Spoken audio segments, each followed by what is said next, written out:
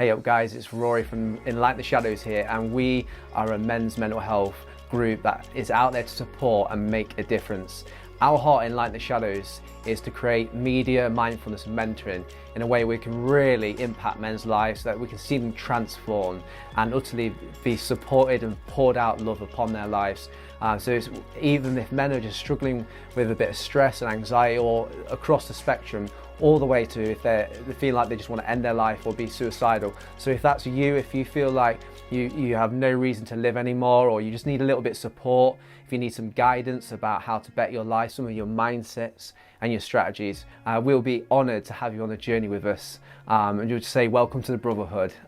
We don't claim to have all the answers, but we are just here for you, extending that olive branch to see you flourish in your life.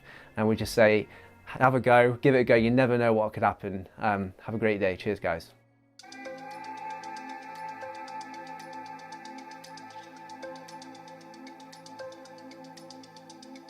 Hey up everyone, welcome to Enlighten the Shadows. Today is episode 48. I have with me Jay Deacon, and for those who don't know Jay, he's a full-on scouse. In fact, Jay, welcome to Enlighten the Shadows, but I'm just gonna have to make myself at home here. 3-0. 3-0, lad. Why are you wearing that today? Why? Because this is how we do, brother. Let me just make myself at home. What was it? What was the score on Saturday, lad? It was Everton 3, Leeds United 0, and I wasn't there. I could have been there, but I've ran out of annual leaves. But I'm Leeds and I'm proud, mate. So I just thought I'd just announce that to you. I don't know if you knew if I'm a dirty Leeds fan. I know you're an Evertonian, yeah. So I'm guessing Liverpool is blue, is it? Definitely, mate. Have we lost some Scouser Reds on the viewage, I think, but it's all good, man. But yeah, have you been all right, bro? Yeah, good, mate. Yeah, just been really busy and trying to progress things with TalkHub, and obviously watching Everton beat Leeds. I deserve it. I've come at you. I deserve it. Can't believe you go on that today of all days. Mate, I kept it on the sly as well for the viewers. Obviously, with Jay's Evertonian, I'm a Leeds fan. We played recently. I thought, no, I'm gonna surprise him. I'm gonna pull the jacket off and give him what for, show him what Leeds are all about. Which is even ups and downs. We have a saying, ups and downs, and basically, we stick with our fans through thick and with our players, the whole club through thick and thin, ups and downs, mate. That's what we do, which is kind of potent to like what me and you do. I want to obviously share with the viewers what you just mentioned, TalkHub.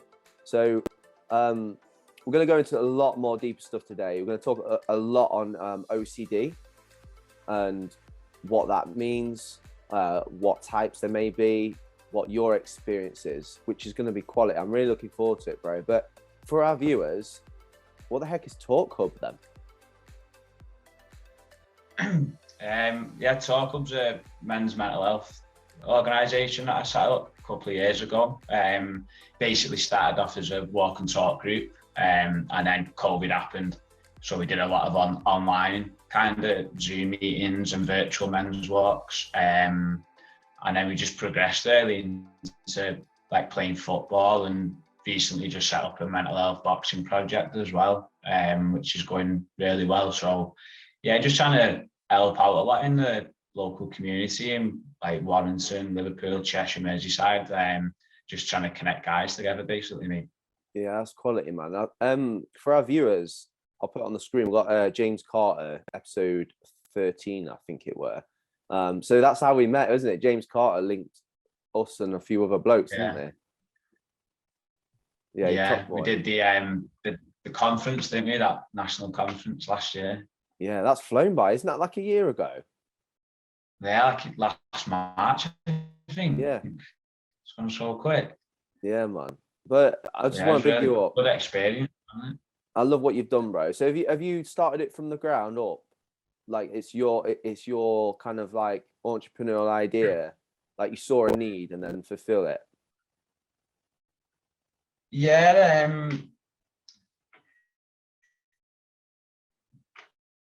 Well, like, it's a couple of years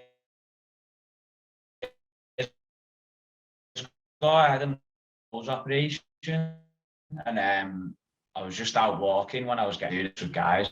Don't need a room or anywhere to sit, and that, walking's free and it's really beneficial. Obviously, we all know like the benefits of being outside in nature and being active and stuff. So that's where I just went home and just Twitter and to see if anyone fancied it in a couple of weeks. But in 2019, 3 years ago, I actually written down on a piece of paper like a spider graph, and I put loads of things coming off it, like about things I wanted to do in the future, like set a podcast up, an OCD group, something for men's mental health, whether that's walking, boxing, like a room where we chat. I wrote all that, and when I look back at it now, like a lot of them things have come true. I only seen it like a few weeks ago when I was looking through like folders and stuff, and I was like, wow, like I set the podcast up, and that was the first kind of step, and then things just progress from there. And it's not without even knowing; it's just kind of just been in the back of my mind, I think. Mate, you're walking out dreams and reality now. That's massive.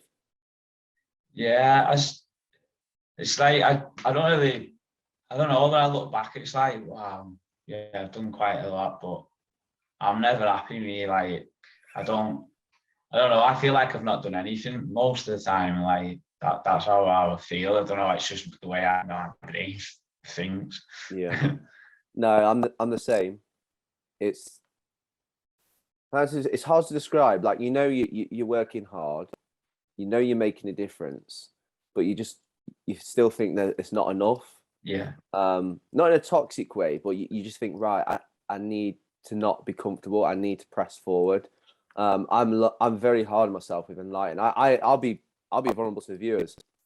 I had upload of the episode this week, and bro, it wouldn't load. It wouldn't load. It wouldn't render onto YouTube. Like, I've done all the production, I've done the rendering. It was the actual processing on YouTube. I'm like, yeah, guys, it's out at 7:30. It wasn't out at 7:30, mate. I flipped. I was like, I'm telling all these people 7:30. I'm signposting them 7:30. So all these people like are obviously gonna go to watch it at 7:30. It's not there, and I'm fuming, bro. I'm nearly like flipping my desk. I was swearing. Yeah. I don't swear. Like, I'm a Christian, right? And I was swearing. I was going mad, bro. I was like, frick's sake, I want this to be so good. I want things to be excellent, and it just was out of my control. And that's how hungry I am to make things right. All the hard work that goes in the background, I don't talk about to no one. I think this is the first time I've ever kind of really been vulnerable, but it just means the world to me to make things that are supporting men in a quality way. And I'm constantly hungry. So yeah, man, I relate to that a lot. Yeah, definitely. It's that drive, innit? Honestly, you're doing loads of great things, mate, in your area as well. In that, like, you just want everything to be the best, don't you? Yeah, 100%. And this is what I'm passionate about, is giving people like you a platform. Like, you're serving your community. You're bringing love and unity and a place for men to speak. Yeah. And for me, that's massive. That's what it's all about, bro. And yeah, so TalkHub's only been a few years old. So how, moving forward, have you got any other plans, or is it just to keep building on the boxing and the football, or is it like, you think about maybe other stuff too, or? Yeah, I just want to keep it to these three things now, and I'm gonna like start making a 12-month plan, and just kind of work out where I want to go. But I do want to keep it kind of local in our region. I feel like I can relate to a lot of people in our area, and I know kind of the demographic of people and stuff. And yeah, I just want to learn just what guys are interested in, what they want to do, whether it's challenges or easy walks, big football matches, train, like whatever it is. Just want to try and engage people, and yeah, just get some help as well. Definitely get some help and try and grow it, but organically, kind of thing. No, I love your heart for that. It's the hardest thing is engaging men with mental health. There's nothing sexy about it. Like that's our hardest thing, is trying to almost like go fishing. You know, like you go into a certain area, you don't know what you're going to get. You come with, say, your tackle and your equipment, and it's like sometimes it's just a bit of fishing. It's like you're just hoping and waiting that people notice the hook and nibble on the bait, because it's hard out there. And a lot, as you know yourself, me personally, our journeys we've had, it's so hard to create a space for men to feel like they want to. Like some men aren't ready to talk, are they? No, yeah, it's very hard, right? And sometimes you feel like you're not getting anywhere.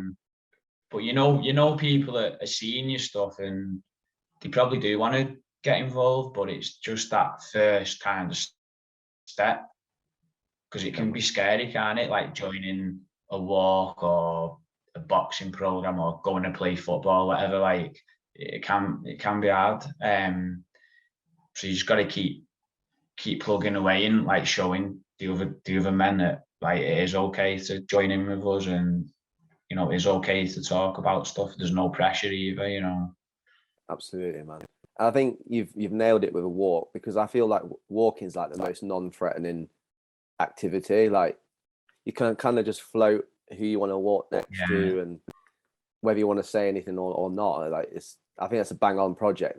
That's the beauty of it, mate. Like on our walks, yeah, all guys come together. They don't necessarily know each other, and then people just kind of partner up, and people change throughout the walk, and the topic changes and stuff, and it's good to see. And I mean, when I'm walking, I usually just look at the floor. When I'm speaking to people, I'm just looking at the floor. I'm not even really making eye contact. I'm just looking where I'm going, and that's great, because you're not having to have that face-to-face convo with, and people do open up on the walks. And sometimes we're just talking about football or, you know, training or whatever, but you do get people opening up, and it's just nice to be able to just listen.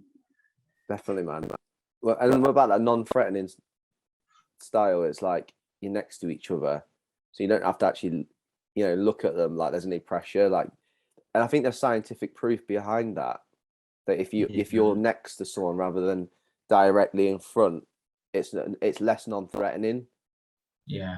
But yeah, man. Yeah, definitely. And being out in nature and just outside is just really good, because you obviously releasing them endorphins. Are like you feel like you've achieved something. You've been outside. So there's so many benefits to it, really. Definitely, man. So you do all these amazing things, and then at the same time you've got your own mental health battles that you're fighting. But more particularly, which is what I really wanted to unpick from you today, not just for viewers, for myself, because I feel a bit ignorant, because I'm just going to be blunt here. Most people who, when they hear OCD, they like almost make a joke out of it. If they see someone like tidying a little bit, you know, excessively, and it's not even like OCD, people go, "Oh, you got OCD," like flippantly say it. And then I don't know about you, but I potentially suspect that for people like yourself who are genuinely battling it, quite a strong form, like it then kind of like lessens the blows that you have to go through. Like almost, it's like, well, hold on a minute, it is a serious thing. It does control in a way people's behaviors in a strong way. It's not like, and I'm not trying to intensify this for our viewers, but like it's just that bit of awareness, because I feel like I've said it in the past flippantly, go, "Oh, I've got OCD." It's like, no, it's not even OCD. You're actually naive. Rory, you don't actually know what you're on about. So like, just going for viewers, like what age did you start to notice kind of like you would engage in these behaviors, and what kind of behaviors were they, if you don't mind me asking, because I'm really intrigued, bro. Yeah, what you're saying is right there, by the way. You know, there's a big stigma attached in it. Yeah, it's very difficult to hear when people say things, but for me, I think, well, these people, like, they don't know. So the only way you can educate, the only way you can, like, tell them is by educating them, because it's not their fault. So yeah, when I was young, probably like 11, 12, my first proper kind of memory of, it's very, I don't know, it was very hard. Like, I'd be getting in and out of me bunk bed. I used to have like a sofa bed underneath, and it was made out of metal. And I think I had some medals or something used to hang off the bed, so it'd bang like when I was going down the steps. But I had to start like checking my windows and like looking outside it, like in the garden, to make sure no one was there. Because where I lived, it was like quite like a rough kind of thing. And then I'd shut my window, and then I'd be checking the curtains like 8 times, like doing this with him. Yeah. Didn't do it. It meant that like my family's gonna get killed. Like someone's gonna break in and kill everyone. So if I went to sleep and didn't do that, woke up and everyone died, it's my fault. Right. Now, does it make sense to people who don't have OCD? But in my brain, it's like real. Like, I put all that responsibility on myself. Yeah. But the problem is, I've had the intrusive thought. I've carried out like the compulsion, which was the checking and, you know, moving the curtains.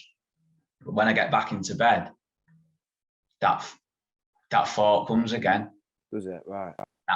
I have to carry it out again. So when you complete the compulsion kind of thing, you're in a vicious cycle, because you're giving that like the power. So I'd have to get out again then and do all that again, because it might be the same thought, or it might be, if I don't do that, my stepdad's going to kill me in my sleep. So is it driven like the obsessive compulsion, like in your case it was this, is it driven like by kind of like fear and anxiety as a consequence of, if kind of like the rationale is, if I don't do this, this is going to happen? Yeah, and obviously my brain's very irrational. Like, I can't rationalize what's right or wrong, or what's true, what's not. Okay. So I think what I'm doing is controlling that event. I think what I'm doing is stopping that from happening. So as a young kid kind of thing, you know, that's where I started to do these things. But then I get shouted at, because, you know, the next morning my mum's like, why was you up late banging and this and that? But I didn't know what to say, because what can you say? I was only young. I don't even know what's going on myself. And then it was a lot around like, obviously, light switches, like checking like water taps constantly on and off, because I'd have an intrusive thought or like image, so I'd have to keep doing it. So I'd be getting shouted at as well for that. And just, you know, as I went through teenage years, there's just a lot more happening. Obviously, it's being a teenager, it's a bit, you know, strange time anyway. There's a lot going on, isn't it? Mate, yeah. And I did struggle really, like, a lot in school, and struggle with change and stuff like that. So I was having a lot of intrusive thoughts and doing these like obsessions where I'd like go like this around my back and like just fidgeting, like moving, touching things so many times, and like counting things in my head.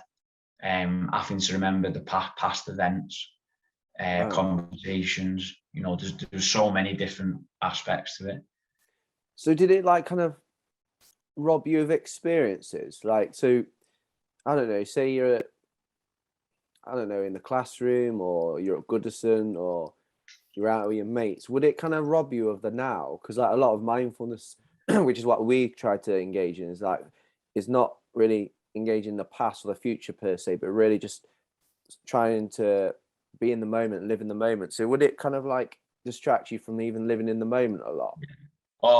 Most of my life, mate, I always lived in the past, because I can't accept that, say, something was 2 years ago, or a particular event was 10 years ago. So I was always looking back at the past and like counting how many days it's been since that event, and why is it not that day anymore? Like, I can't believe that's been 2 years ago, and I shouldn't be happy to live today, because I should be back in that time. So I very struggled a lot with the past and letting go, and, you know, people in my life that come and go, like, why are they not in my life no more, and feeling sad. And I'm late the past few weeks, I've had counselling, and the first session, she actually suggested to me, you know, I might be autistic as well, which no one's ever said to me, but the more I've looked into it and we spoke about, a lot of things do make sense. So what I've always thought is, like, everything's to do with OCD. I think some of it could be to do with autism. Obviously I've not been diagnosed yet. I'm going to go through the process of getting assessed, but yeah, just finding that out's been a bit hard. But Yeah, man. yeah, it's just I've lost a lot of times where I've just thought about the past, and going the Everton match is really the only thing that's kept me going a lot of the time. But even there, it's been, you know, I've not enjoyed it fully. Like, I seem to enjoy things when I look back at it sometimes, you know what I mean? Not actually at the moment. Definitely.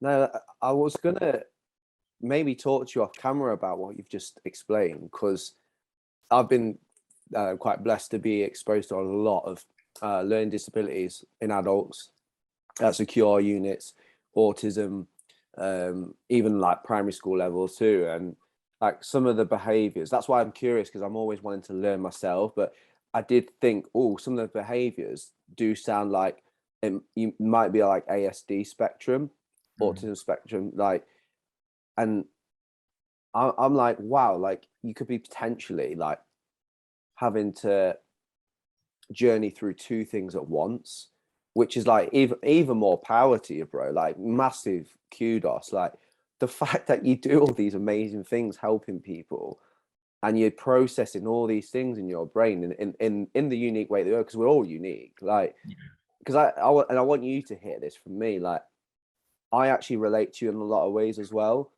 So my brain thinks all the time, like all the time. And I think when you said about friendships, I've had that battle for the last 10 years or so of my life, where people have come and go, like, and I don't get it. And I go, oh, I start overthinking, have I done something wrong?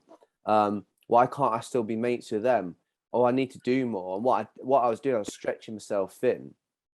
And it really hurt, bro. It was like a grieving process. Like, Yeah.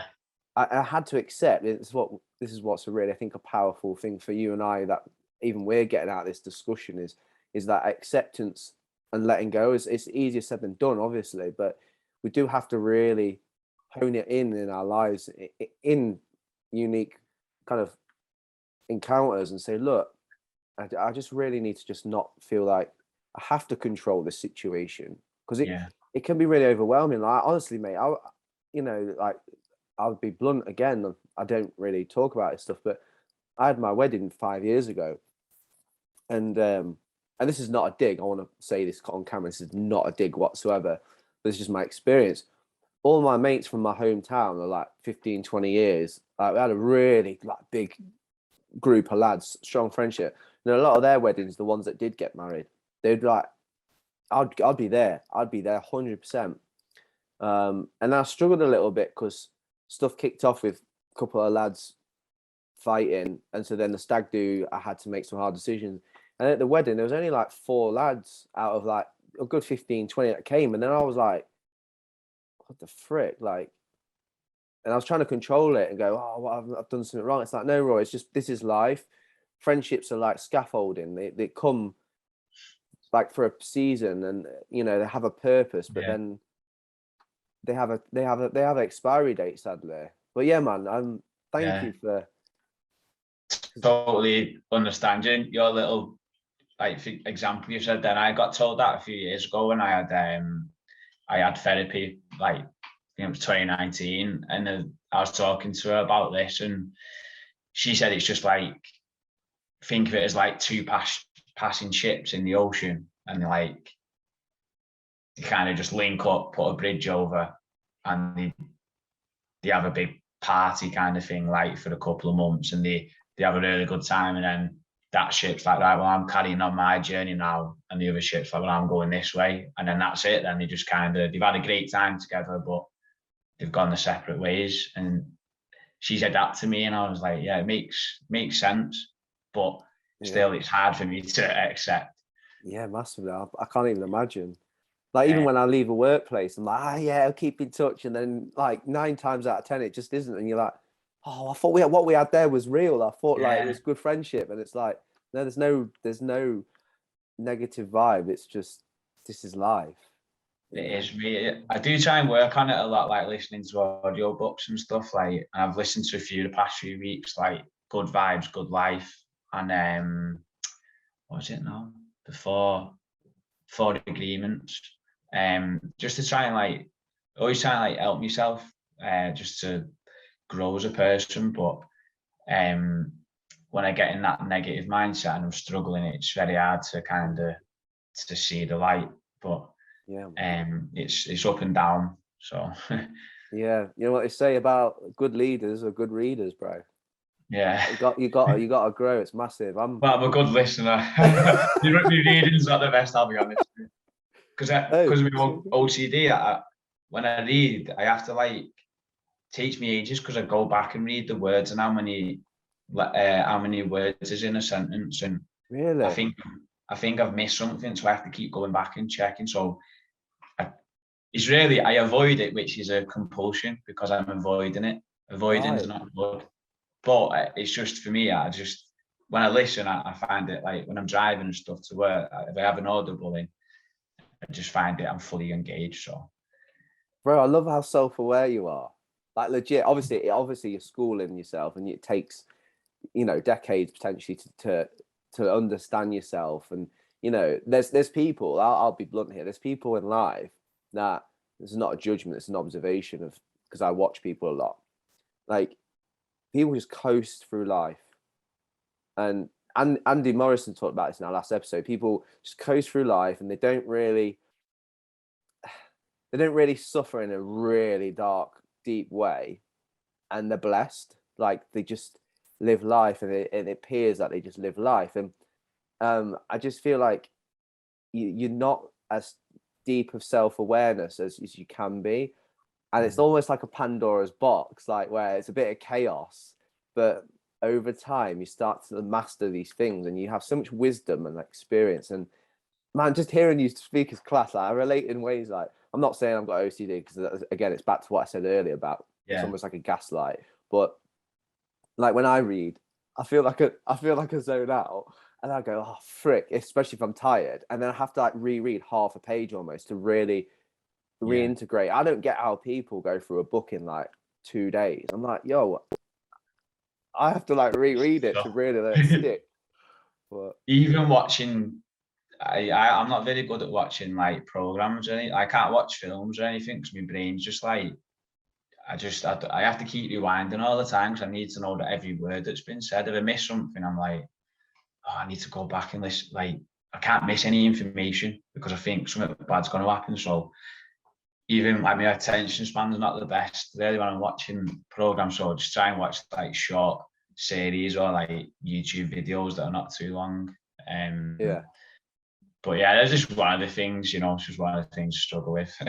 no, it's class, man. Honestly, I respect you massively. So when you rewatch this, you're probably like have to rewatch it again for like frick. Yeah.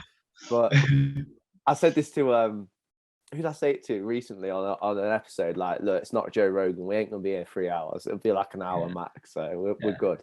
And I'm conscious of that too. Like, again, for my viewers, like I'm all the time, like you, like clockwork, thinking ahead, thinking, strategizing. I'm like, right, am I doing something wrong? Do I need to make them shorter? Do I need to make them longer? Do I need to get creative and try a different style of video where I'm actually, I don't know, having like a light bulb moment, so a bit of Yeah. 60-second advice, and bang, put that up. Um, and you're just like, Rory, just chill out. Like you're doing you. Like this Yeah. is your vibe. Like just this is your lane. Stay in it. And I'm like, oh yeah, okay. Just a lot But of pressure, isn't there, mate? there is, and maybe all of it is on ourselves. Yeah, I think we worry about what people think so much. And Jamie Beaton said it on episode 46, 2 ones before this, the vegan chef. He said, half the stuff that we really over worry and excessively think about in our mind, most people just don't care about. Yeah, And I was like, very true. oh my gosh. harsh but true. You're like, yeah, maybe that's the case. And that with OCD, mate, that it catastrophizes everything. So everything I do, it's like, oh, what if, someone says this about me and they think I'm an idiot, and oh, he's a fraud, him, and this and that. And when I'm posting stuff on social media and putting a video out there, or doing me walks and stuff, and then I always think, nah, I shouldn't. Like, I've deleted a video from last night because I woke up this morning feeling anxious about it. Oh man. So like that, I always think the worst. And like, if I make mistakes and stuff like that, like, I torture myself like so bad. Like, my brain just constantly goes over things. Like, there's something called false memory OCD, where you can't remember your memory from a specific event because you go over it that much. Like, you start to forget the actual memory. So for me, a couple of months ago, like, I kept thinking about this specific like memory, and I was like, I distorted it that much, couldn't even remember it properly. And then I was like dead stressed out. And also, you could be like something from 10 years ago, and like, did I do that 10 years ago? Or did I do something bad? Like, OCD like questions everything. And you just, sometimes you just think, I don't even know what's true or not. Or even if I did something 5 minutes ago, like, I'd be like, did I do that? Like, say with my contamination in the mornings, making breakfast, like, sometimes I can't even remember if I washed my blueberries. Like, I know I have, but then my brain's going, you didn't. That was yesterday. And I'm like, I did do it just then, no. Like, but then the OCD's like saying, no, you haven't done it. And I've got to try and just eat them blueberries then, but it's very hard because I can't actually remember if I did or not. So that kind of, that battle with your mind is hard, isn't it? Yeah, man. So it's almost like it sounds like it hijacks your brain, and then you've got to like re-hijack that. So it's like a constant war going on, man. The driving one, when I could be driving and it'll say you've ran someone over, and I'm not, I've not. I'm driving. It's broad daylight, I can see in the mirror, but just because that thought's popped into my head, like, everyone has intrusive thoughts, but with people without OCD, it'll just go straight out. But for me, it's like grabs it and it goes, why have you just thought that? Have you just done that? Have you just ran someone over? And then I'm like, did I run someone over? And I'm looking in the mirror and I can see, obviously, there's a car behind me, whatever, but it'll make me go back sometimes. And where I work at the moment, I have to go down country lanes and stuff. And because it's been dark nights, there's been like 3 times this certain way home I carried on driving for 15 minutes because I tried to get over it, and then I had to turn around and go back 15 minutes, so half an hour. I was back to like work, basically, near work. And even last night, it's light now, it's light nights, but because I was driving and I was just like, I was just looking ahead, talking to myself in my head, whatever, thinking about whatever it was. Yeah, man. And then it just said, oh, did you kind of like that thought coming? You just ran someone over. Then I'm like, what? No, it's broad daylight. I know that. And then I had to turn around then because I couldn't carry on because the feeling inside me was like, it's just a horrible, like, feeling like anxious of, I can't carry on. Flipping out, man. I'm really great. Honestly, I'm really grateful for like everything you're sharing and just a plethora of experiences as well. Like, it could have just been hard enough to come on here and just talk about it like a little bit, but you're actually really enlightening on the subject and bringing forth all these different things that that everyday things that most people just take for granted. Their subconscious works, and it's like when you're changing gears in your car, you don't even think about it anymore. It's just in your subconscious. But actually, all these things are at the forefront of your cognitive mind. And man, respect. Like, so with time, I'm curious because like even this morning, I'm gonna make a prediction here. and I want you to take this in the right way. It's not a dig. It's not. I'm just curious. So this morning, I'm in bed. I'll get a little cheeky DM off you, and we arranged last night. Yeah, we'll go 9:30, and then this morning you're like, oh yeah, I'm ready now. And I was like, oh yo, and I said to you, I don't know if you've read it yet. I was like, I'm naked. I'm in bed, bro. I was like, I can't get on the camera for the fellas and some ladies who might be watching it. It might scare them, but yeah. So would you say sometimes with time that it starts to like be a battle almost, where you're like, oh, I don't want to be late, or you think you're late? Is that anything that happens in your life, or not really? Yeah, I always like to be on time for things. Yeah. I always try to get places early, and that before I just thought I'd just see if you was ready. That was all me. But yeah, I like to be. I have a bit of certain times and things in my head. You know what I mean? Like my own routines and stuff. But obviously, I've said before, I'm not sure if this is OCD or possibly autism. But I'm quite strict with things that I do. Yeah, man. So I'm just like, and when things don't go to plan and stuff, I have struggled in the past, So it's learning to just to be a bit more relaxed about situations and know that things aren't always going to go to plan. Yeah. The way I want it to. Not everything's in my control, but there's I say with OCD, mate, there's so many different themes as well. Right. Contamination's a big, probably one that most people know about. There's harm OCD, suicidal, sexual, magical thinking, religious. There's so many different forms.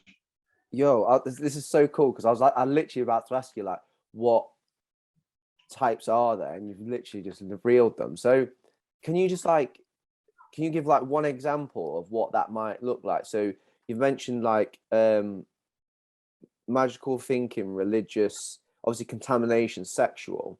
So what would that, I know that you have your own individual battle with it, but like what would be an example of those?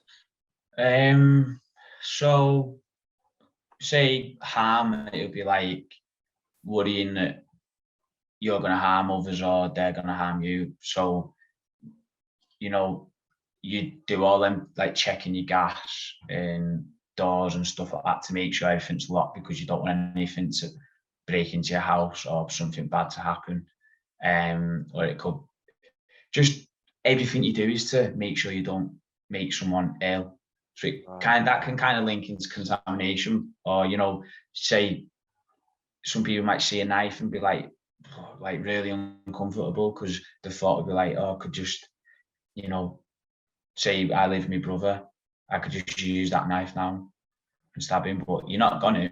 Just that thought's coming into your head, so you do everything possible to make sure that would never happen. That's what some of OCD would do. So that's why they carry out these compulsions. So people with OCD are probably the safest people you could be around, because we do everything to make sure nothing bad happens. So just like magical thinking could be like, if I don't touch this windowsill 5 times, then an aeroplane's gonna come out the sky and crash into my house, or my mum's gonna die if I don't do this 10 times, or if I don't go through a certain ritual in my head, then something bad's gonna happen to a family member. There's so many examples, though it's hard to obviously describe them all. And like suicidal OCD is kind of just ruminating constantly about suicide, and I do struggle with that one, to be honest with me. Like that comes and goes, but when it comes along, it's quite relentless. Like it's hard to stop thinking about it. And then contamination, which most people know about, is obviously fear of getting ill. So it's not just about being clean. People with OCD sometimes don't have clean houses. They don't need to be clean. It's a bit of a misconception. You know, I could have a messy house, but that's my mess. I don't like I do have a tidy house, but people could have a messy house, and that's okay because that's theirs. Doesn't mean everything has to be really clean, but for me personally, the preferred contamination is I don't want to get unwell, whether it's in this situation we're living in now with the world, or whatever it is, because I don't want it to stop me being able to go to the Everton match, or to stop me going to work or go to the gym, because I obviously they're the things I'm passionate about, and you know, I don't like my routine being changed, so I make sure I do everything in my control to make sure I don't get ill. But that's what my brain thinks. So every time I touch something in the kitchen, like a kettle or a toaster, when I'm making my breakfast, I have to re-wash my hands because the thought, oh, that's contaminated. And if you don't wash your hands now and get ill, you're going to get ill, and then that's your fault, Jay. So, oh mate. Well, actually, before I go into that, what would be a religious one? I don't have it, to be honest, mate. I think it's around like Satan and the devil and stuff if you don't do certain things. But I've literally never experienced that, because OCD comes in so many different forms that not everyone's the same. So something I struggle with, someone else with OCD might not. Like, it is a big spectrum, you know. So I couldn't really say about that one. No, thank you, man. That's honest. Yeah. But you must have I don't really want to go there, but I do. So like with the last 2 years, I have hesitational views of how it's been portrayed, and they've pitched how dangerous this has been. Look, COVID absolutely has sadly killed people. I've been more of the stance and perception and thought of it's like a flu, which actually flu's nasty. When you get flu, it's nasty. You can be hospitalized, you die. Like, it's horrible. We think we have flu, and it's not. It's just a small cold. Anyway, we won't go into that too much, but that's my stance. I've always been about hygiene too, like not to the extent like yourself, but you know, if I have a slash, I'm washing my hands. You know what it is. I don't know about Evertonians, but at Leeds, mate, oh, it's minging. People will go for a slash, and they're out the door, and you're like, yo, what are you doing? This is pre-COVID, mate. Pre-COVID, like ming dogs. You see blokes picking their noses in the cars, and I'm like, oh my days, man, I can't put up with it. Like, genuinely, I'm like, that is minging. And then when you see it after the last 2 years, you're like, oh, come on, man, come on, seriously, have you been in a cave? But that's my stance. So I'm very like, kind of, look, I don't like the mask wearing. I didn't agree with the distancing. I didn't think they should have shut the gyms when they kept McDonald's open, but we won't go there too much. But also, I'll do my bit to make sure, you know, I'm keeping hygienic. So for someone like you, what's that been like with all of the information and the relentless messages, you know, the radio, the government, the TV, the posters in town? Like, what's that been like for you? Yeah, it's been horrendous, to be honest, mate. So obviously, whatever progress I made throughout my life with the contamination, when I have been able to challenge certain things, is obviously I've gone right back now, because everything's about COVID. So I've had to, like, you know, make sure that I'm protecting myself and like my brother as well, who lives with me. So yeah, literally, like, you know, not even be able to like shake people's hands or fist pump, or, you know, and then people look at you like, why? And I'm like, I don't like, I've had, like, my old workmates, I have to tell them because I lost my job at the start of COVID, like March 2020, just before like lockdown.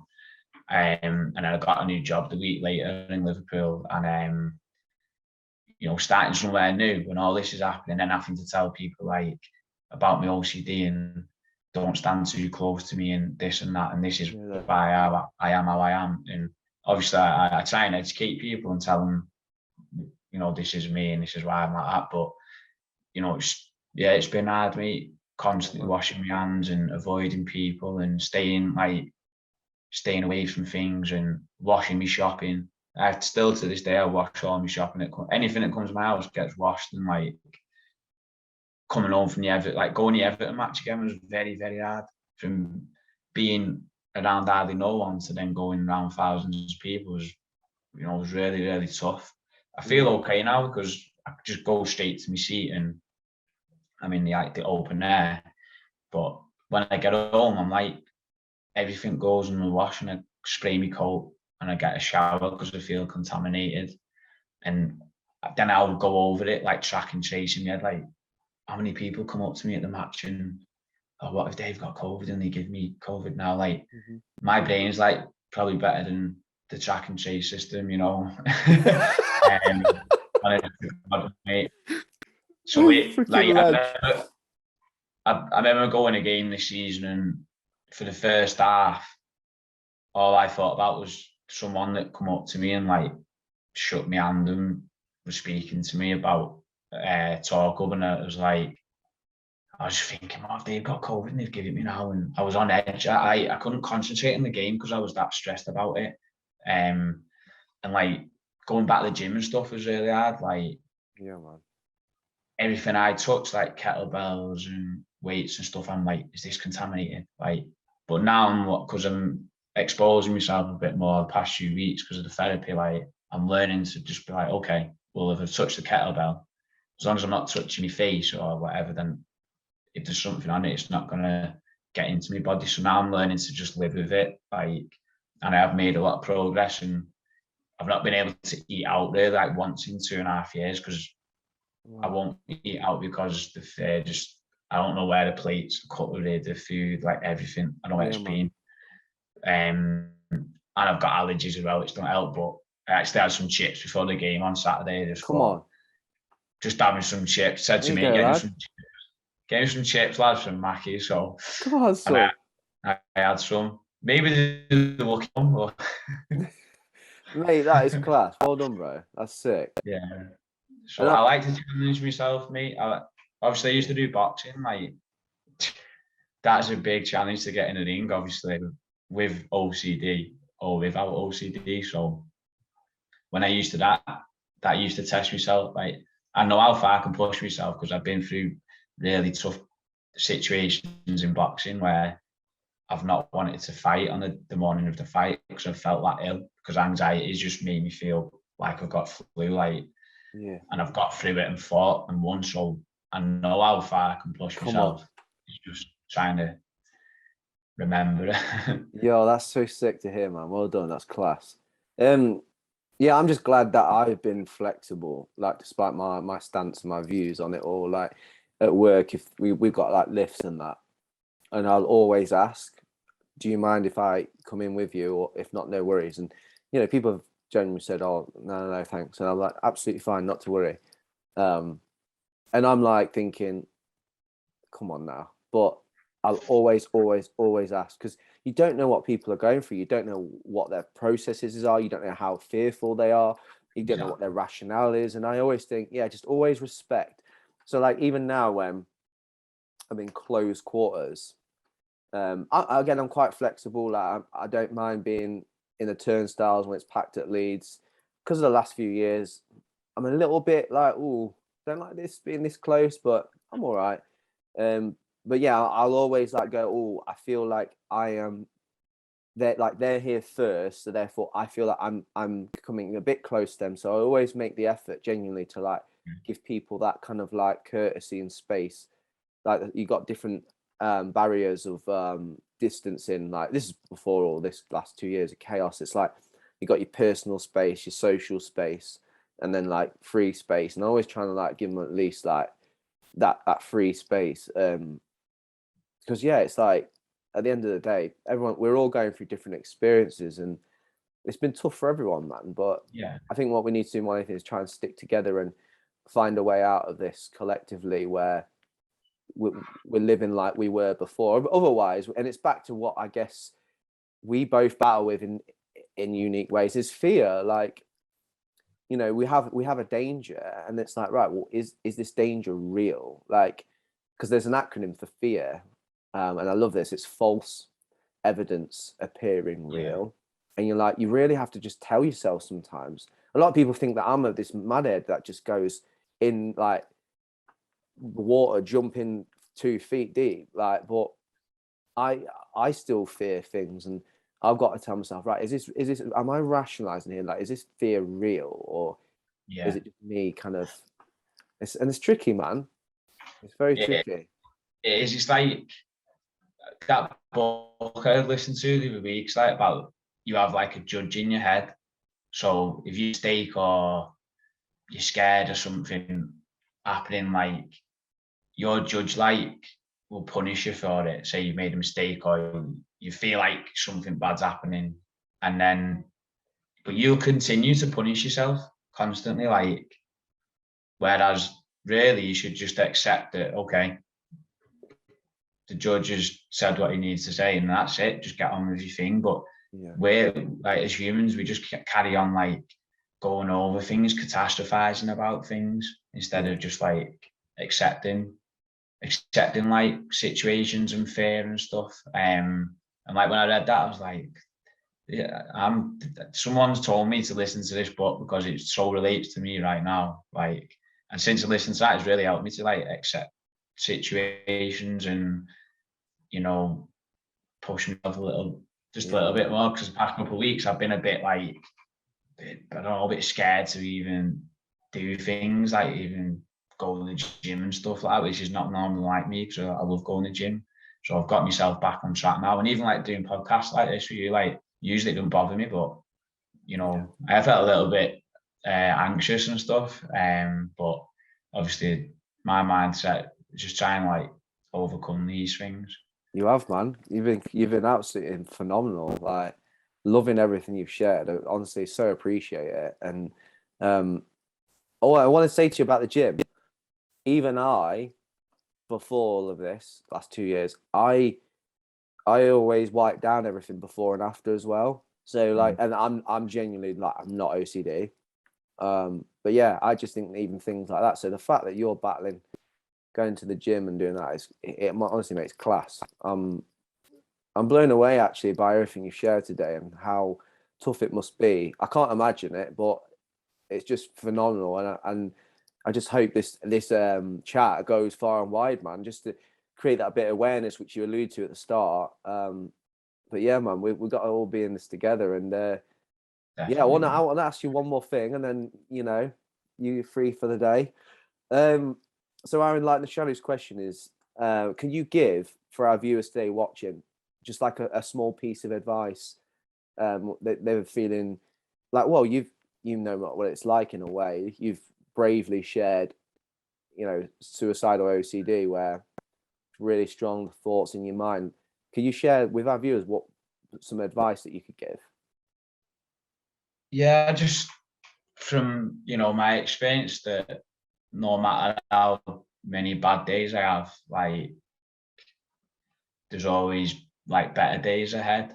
When I look back in time now and I think, wow, all them bad times, like where I felt so low and I didn't want to be here no more. But then look at the good times I've had since then. Like, I'd never have had them good times if I didn't fight through the bad times. You know what I mean? So that's my kind of advice, just to just know that there's better days ahead, and there's support out there. There's people like me and you who care, and just try and connect with others, and find a support system that can help you. But just don't give up, because I've been there myself, and it that it is worth fighting for. Wow, man, that's so true. Thank you for that. I put a tweet up the other day saying, you have survived 100% of your bad days.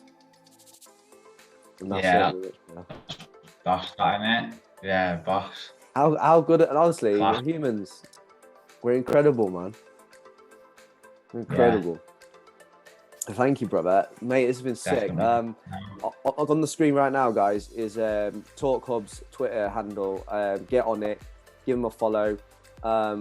Any of their sites. Jay, have you got a website or anything else on Facebook, anything that we can put up on here?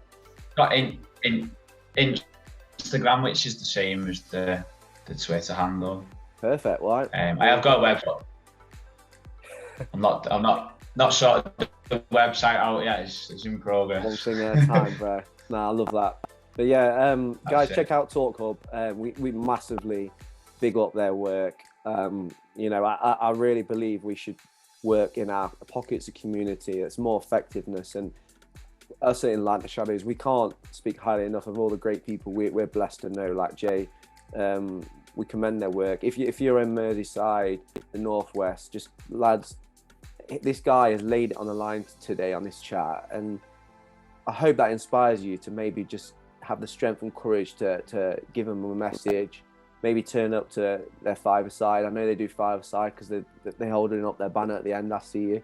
Yeah, whatever it is, lads, just give them a little chance, and you never know. But yeah, we want to reach more people ourselves. We're here on YouTube. So press that subscribe button down here. We've made it. We've made the 500 club. So we're halfway to 1,000. Quick maths. We get to 1,000, guys. It monetizes the channel. So what we want to do is get any of the funds that come in straight back into our pot, so we can pay for promotions for our advertisements, posters, and hopefully one day, like, even we can want to bless other missions that are going on in the country that we believe in. We want to do that too. We want to big up people's work. We know, fellas, that our way is not the only way, and we're just a small little cog. We want to get alongside of ones like Jay and TalkHub. So yeah, thank you, guys. This has been episode 48 with Jay Deacon, and we hope you have a good week. Nice one, Jay. Thank you.